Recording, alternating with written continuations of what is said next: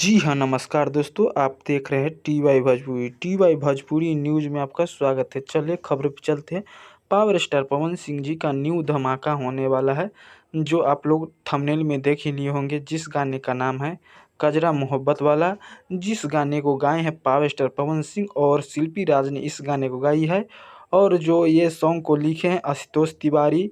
जो कजरा मोहब्बत वाला हिंदी सॉन्ग है, उसी पे रीमेक किया गया है कजरा मोहब्बत वाला, जो पावर स्टार पवन सिंह जी ने इस गाने को गाए हैं।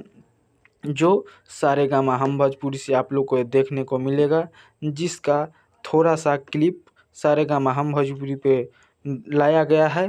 जिस गाने का नाम है कजरा मोहब्बत वाला।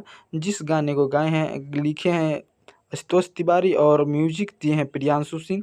तो अब बवाल होने जा रहा है दोस्तों। और आप लोग सूर्यवंशम मूवी देख लें लिए हैं, तो आप लोग को कैसा लगा कमेंट करके ज़रूर बताइएगा।